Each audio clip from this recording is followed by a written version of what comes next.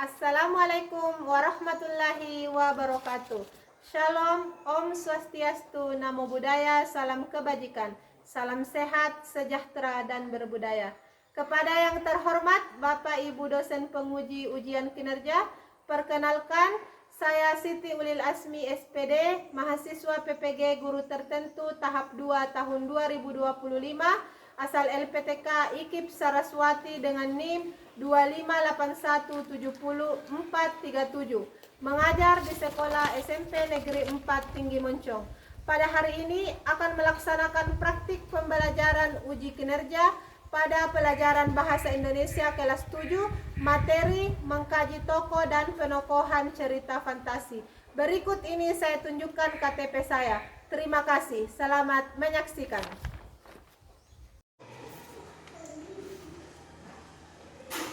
Assalamualaikum warahmatullahi wabarakatuh.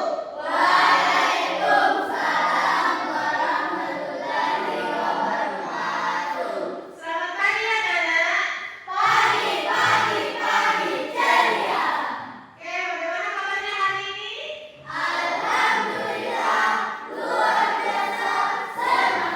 Sudah siap untuk belajar? Siap. Sebelum kita belajar, silakan dicek ke bagian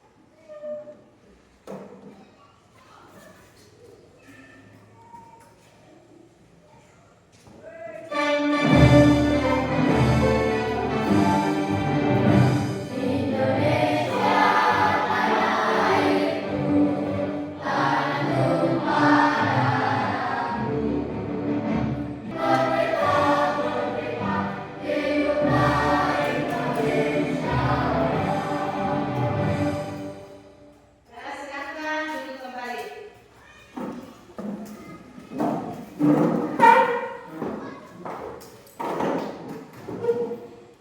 anak-anak sekalian, siapa yang masih ingat pembelajaran pada pertemuan sebelumnya? Kita belajar tentang apa pada pertemuan sebelumnya? Ya, betul, kita belajar tentang cerita fantasi. Nah, siapa yang masih ingat apa itu cerita fantasi?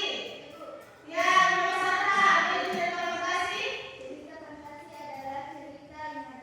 Oke, cerita fantasi adalah cerita imajinatif. Betul. Siapa lagi? Ya, apa? Ya, cerita fantasi itu tidak ada di dunia nyata. Ya, Alia pada cerita bawang putih bawang merah menyukai tokoh bawang putih. Ya, jadi bawang putih bagaimana wataknya? Oke, bawang putih baik dan sabar. Ya, jadi pada pembelajaran kali ini kita akan mempelajari mengkaji tokoh dan penokohan sebuah cerita fantasi. Jadi kita akan mempelajari apa itu tokoh dan penokohan. Ya, jadi ada tujuan pembelajaran kita pada hari ini. Setelah kita belajar, kalian akan mengetahui apa itu tokoh dan penokohan. Terus selanjutnya mengenal macam-macam penokohan. Dan setelah itu kalian mampu menyebutkan tokoh serta perannya dalam sebuah cerita fantasi. Jadi itu akan menggunakan sebuah video. Silakan anak-anakku sekalian perhatikan dengan seksama video yang akan ibu putar. Jadi setelah penayangan video, ibu akan memberikan beberapa pertanyaan. Jadi ibu harap semua anak-anakku memperhatikan video yang akan ibu putar. Ya, silakan diperhatikan ya. Riri, kumpulan dongeng dan cerita anak. Yuk dukung Riri dengan menekan tombol subscribe. Jangan lupa bunyikan tanda lonceng untuk notifikasi. Selamat menonton. Putri Purwasari.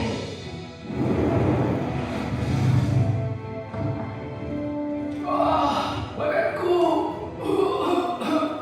Kau telah melakukan kesalahan. Kau pantas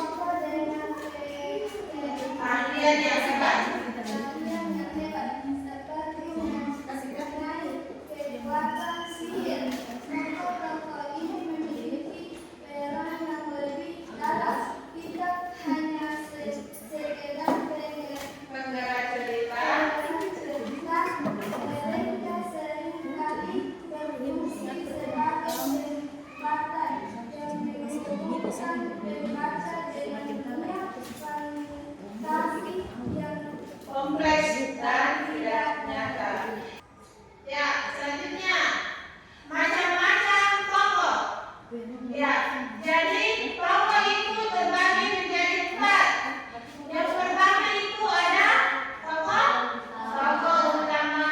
Ya, tokoh utama adalah mereka seringkali menjadi fokus utama dan penggerak alur.